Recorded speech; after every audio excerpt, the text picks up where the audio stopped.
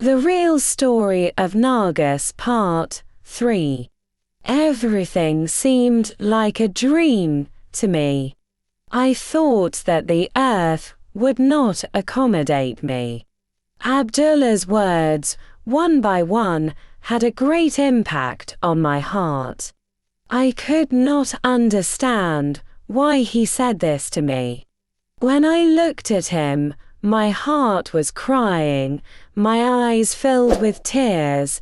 I couldn't be there anymore, and he didn't have a smile on his face. I left the room with this move. My mother was all surprised, but Abdullah's mother said, "Let her be a girl. I understand it is not easy. After all, she is supposed to leave her father's house, come to our house." I went to my room and cried as much as I could. My heart was so full that I didn't understand. I cried and prayed to my God to make my life better and make my future better. I didn't understand at all what was going to happen to me. I had no idea about my future. After all, who knows about his unknown future person to know about? I was very afraid of what would happen to my future with Abdullah. I put my trust in God. I said, "God willing, everything will be fine." I only comforted my heart with a sentence that Abdullah told me, that he told me that I don't know about the future.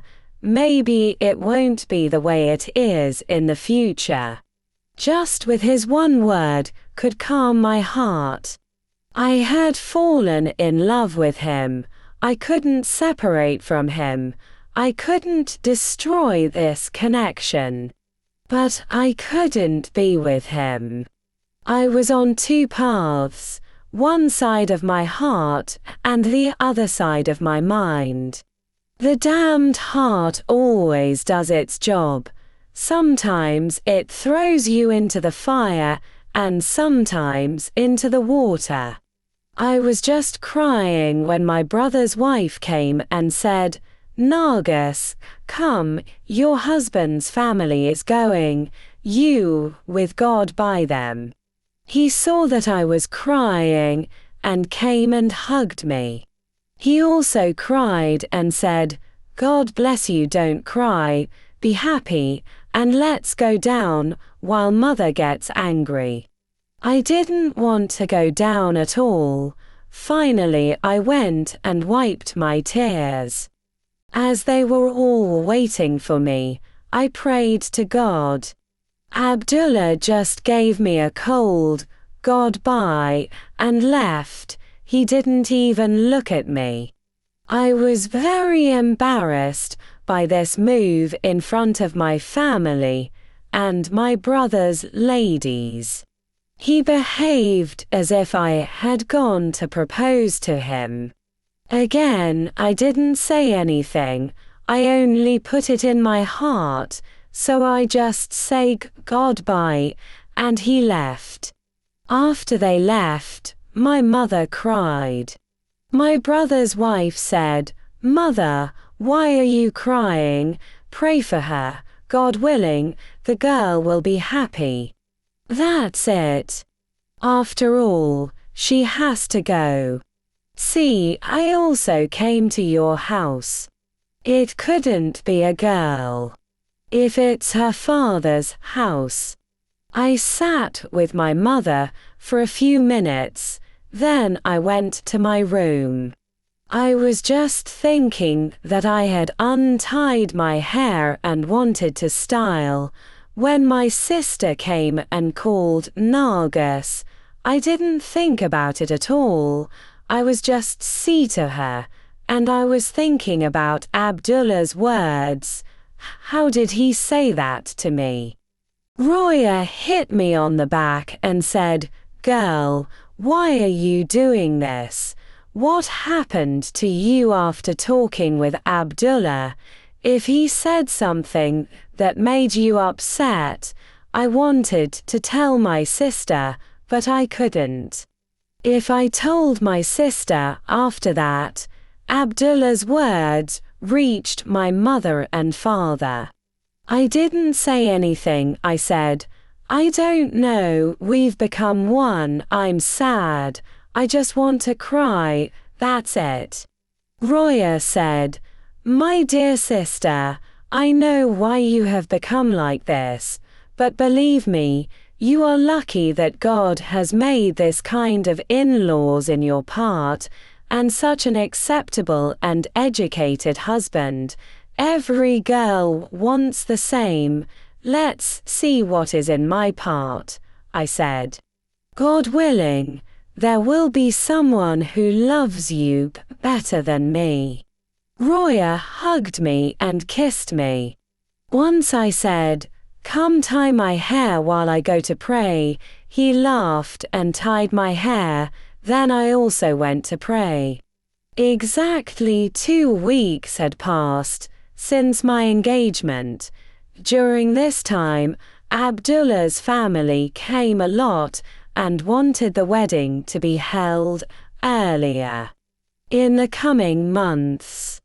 I wasn't really happy because I wanted to be engaged like this so that I could get to know each other better. But Abdullah's father was in a hurry for the wedding. My father did not say anything against their words. 2 weeks, 3 weeks had passed since my engagement. Of course, it was an engagement from the point of view of my family and others. From my point of view, there was nothing but pain and tears that I was shedding. During this time, Abdullah did not even call me. He did not even give me an empty message. After 2 or 3 weeks, one day, he came to our house with his family. Even though his words were in my heart, I was in pain, but I was happy that I would finally see him after some time. I prepared myself. I wore beautiful clothes. I did not style my hair.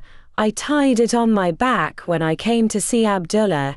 He just greeted me like last time. I just smiled at him. He also gave me a not so sincere smile.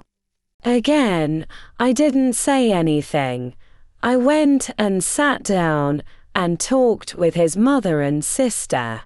Abdullah was quiet like that. He didn't say anything at all. He just looked at his cell phone once. It was clear that he was in a hurry to leave. After a while, Abdullah said, I'm sorry I'm late. I didn't have time. I was so busy with lessons and work that I completely forgot. We brought you these mobile phone. We fixed everything for you. We registered all the numbers, and I hope you like it. I thanked him, and I took his hand. His mother's face turned pale because Abdullah's speaking style was not very good. He spoke as if he was not happy at all. Once his mother said that my daughter, Abdullah, went to buy you a cell phone of his own free will. He wanted to come to your house for many days. I knew that these words of Abdullah's mother were all lies, but I was still happy with her words.